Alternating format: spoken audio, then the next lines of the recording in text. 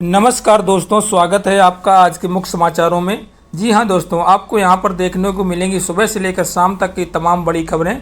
तो चलिए दोस्तों, जान लेते हैं आज की पहली खबर से। मेरठ में स्वाइन फ्लू के 3 नए मामले। मेरठ में स्वाइन फ्लू के 3 नए मरीज सामने आने के बाद स्वास्थ्य विभाग की चिंता बढ़ गई है। इनमें मां बेटे समेत 3 लोगों को संक्रमण की पुष्टि हुई है। जिले में संक्रमित मरीजों की संख्या अब 7 बताई जा रही है।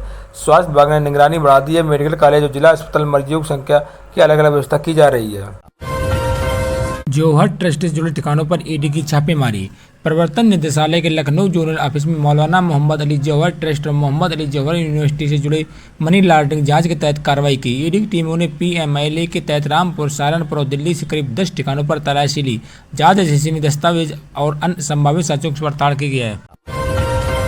रिश्वत मामले केंद्रीय अधिकारी गिरफ्तार। सीबीआई रिश्वतखोरी के एक मामले में सूचना प्रसारण मंत्रालय के वरिष्ठ अधिकारी के रूप में गिरफ्तार किया है।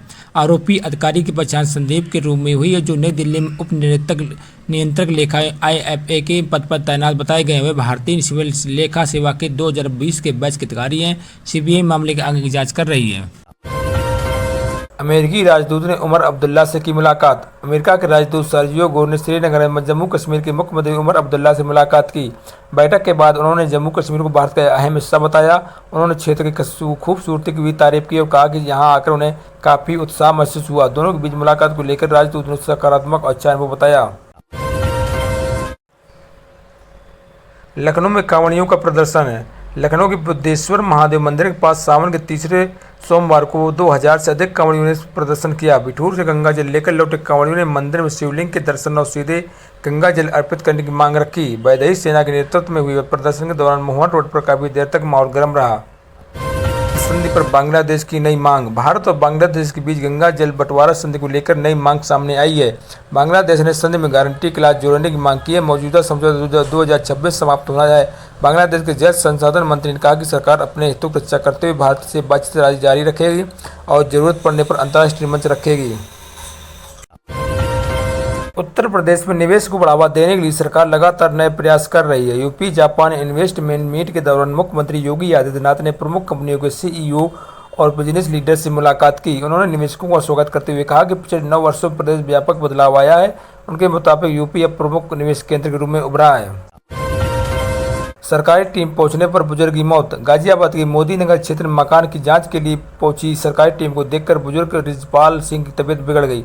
बाद में उनकी मौत हो गई। परिजनों और ग्रामीणों का कहना है कि मकान को लेकर कार्रवाई के आशंका से बुजुर्ग तनाव में थे। घटना के बाद ग्रामीणों ने जांच की मांग उठाई और कार्रवाई के पहले सवाल किए हैं।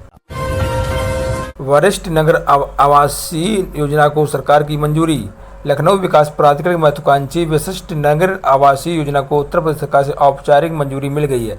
मुख्यमंत्री शहरी विस्तारीकरण योजना के तहत प्रस्तावित इस परियोजना में MSME विभाग को 50 एकड़ जमीन देने की योजना है। सरकार का मानना है कि इससे औद्योगिक गतिविधियां, स्टार्टअप, रोजगार बढ़ावा मिलेगा और क्षेत्र के विकास की नई गति मिलेगी। जूनियर इंजीनियर भर्ती को लेकर छात्रों का प्रदर्शन। UPSSC की 4612 जूनियर इंजीनियरिंग भर्ती को लेकर अभ्यर्थियों ने लखनऊ में प्रदर्शन किया।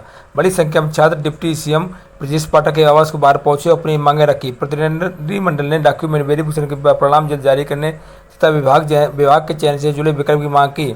डिप्टी CM ने छात्रों की बात सुनकर उचित स्तर पर विचार का आश्वासन दिया है।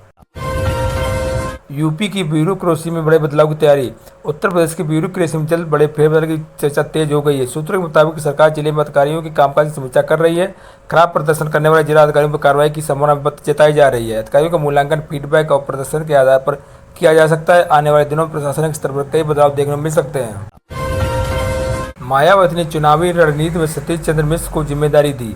बसपा प्रमुख मायावती ने उत्तर प्रदेश विधानसभा चुनाव को लेकर अपनी रणनीति तेज कर दी है। पार्टी के वरिष्ठ नेता सतीश चंद्र मिश्र को चुनाव से लड़ने की जुड़ी अहम जिम्मेदारियां सौंपी जाने की बात सामने आई है। बसपा दलित ब्राह्मण समीकरण को मजबूत करने की दिशा में आगे बढ़ती नजर आ रही है। पार्टी का लक्ष्य आगामी चुनाव में अपना जनाधार बढ़ाकर सत्ता वापसी करना है। उन्नाव में छात्रों ने उठाई स्कूल की समस्याएं। उत्तर प्रदेश के कई जिलों में के बाद अब उन्नाव में भी छात्र अपनी मांगों को लेकर सड़क को उतरे। छात्रों ने स्कूलों के शिक्षकों की कमी समेत कई समस्याओं को लेकर आवाज उठाई। प्रदर्शन की जानकारी मिलने पर जिलाधिकारी और पुलिस अधिकारी मौके पर पहुंचे। अधिकारियों ने छात्रों से बातचीत कर उन्हें समझाया और उनकी समस्याओं को संबंधित स्तर तक पहुंचाने का भरोसा दिलाया। अयोध्या में रिटायर्ड बैंक कर्मचारी की मौत। अयोध्या में बुधवार दोपहर स्टेट बैंक से सेवानिवृत्त कर्मचारी रामपाल सिंह की मौत के बाद परिवार में कोहराम मच गया। सूचना मिलने पर पुलिस टीम मौके पर पहुंची और घटनास्थल का निरीक्षण किया। पुलिस ने मामले की जांच शुरू कर दी। अधिकारियों के मुताबिक घटनास्थल की सभी पहलुओं की जांच की जा रही है और आवश्यक कार्रवाई होगी। मेरठ में पति को प्रेमिका के साथ देखकर हंगामा। मेरठ के ब्रह्मपुरी थाना क्षेत्र में बुधवार को एक महिला ने अपने पति को कथित तौर पर दूसरी महिला के साथ देखकर हंगामा कर दिया। देखते ही देखते विवाद बढ़ गया और दोनों पक्षों के बीच हाथापाई की स्थिति बन गई। घटना का वीडियो सोशल मीडिया पर सामने आने के बाद पुलिस ने मामले का संज्ञान लिया और पूरे घटनाक्रम की जाँच जारी है। औरैया डबल मर्डर केस में 10 दोषियों की उम्र कैद। औरैया के चर्चित वकील मंजू चौबे और उनकी बहन की हत्या के मामले में बुधवार को अदालत ने फैसला सुनाया। कोर्ट ने पूर्व एमएलसी कमलेश पाठक और उनके भाई पूर्व ब्लॉक प्रमुख संतोष पाठक समेत 10 आरोपियों को दोषी करार दिया। अदालत ने सभी दोषियों को उम्र कैद सजा सुनाई। फैसले के बाद लंबे समय चल रहे इस मामले की कानूनी प्रक्रिया आगे बढ़ी। सहारनपुर बैठक में सांसद विधायक की नोकझोंक। सहारनपुर में जिला विकास समन्वय एवं निगरानी समिति की बैठक के दौरान कांग्रेस सांसद इमरान मसूद और सपा विधायक आसू मलिक के बीच तीखी बहस हो गई। सड़क और नाले से जुड़े मुद्दे पर चर्चा के दौरान दोनों नेताओं में नोकझोंक हुई। बैठक का वीडियो सोशल मीडिया पर वायरल बताया जा रहा है। बाद में मुतकालिक मामले की रिपोर्ट के निर्देश दिए गए हैं। योगी ने जापानी कंपनियों का दिया निवेश का न्योता। मुख्यमंत्री योगी आदित्यनाथ ने यूपी जापान इन्वेस्टमेंट मीट से जापानी कंपनियों के उत्तर प्रदेश में निवेश बढ़ाने की अपील की है।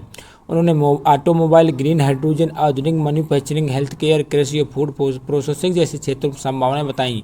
मुख्यमंत्री ने यूपी को निवेश औद्योगिक विकास का मजबूत केंद्र बनाने पर जोर दिया है। प्रयागराज में वंदे भारत पर पथराव। प्रयागराज में गोरखपुर वंदे भारत एक्सप्रेस पथराव की घटना सामने आई है। रिपोर्ट के अनुसार ट्रेन के करीब आधा दर्जन शीशे टूट गए। घटना के बाद यात्रियों में हड़कंप मच गया। सोशल मीडिया पर सामने आए वीडियो में एक संदिग्ध युवक के दिखाई देने की बात कही जा रही है। पुलिस की मामले जांच कर पहचान के प्रयास में जुटी हुई है। ग्रेटर नोएडा में हेल्थ केयर स्टार्टअप का जुटान। ग्रेटर नोएडा स्थित जेम्स में यूपी का पहला स्टार्टअप क्लिनिक आयोजित किया जाएगा। इसमें करीब 40 हेल्थ केयर स्टार्टअप्स को निवेश और सहयोग के अवसरों से जोड़ने की कोशिश की गई है। कार्यक्रम का उद्देश्य स्वास्थ्य क्षेत्र में कई तकनीकी और इनोवेशन को बढ़ावा देना बताया गया है। इससे राज्य में हेल्थ टेक क्षेत्र को नई गति मिलने की उम्मीद है। उत्तर प्रदेश में मानसून एक बार फिर सक्रिय है। मौसम विभाग ने पूर्वी यूपी की कई जिलों में भारी बारिश की चेतावनी जारी की है। प्रयागराज, मिर्जापुर, सोनभद्र और चित्रकूट समेत कई इलाकों में भारी बारिश संभावना जताई गई है। लोगों को जल भराव वाले क्षेत्र में सावधानी बरतने की सलाह दी है। कई जिलों में लगातार बारिश और नदियों के बढ़ते जल स्तर में बाढ़ की स्थिति का प्रशासन नजर बनाए हुए है।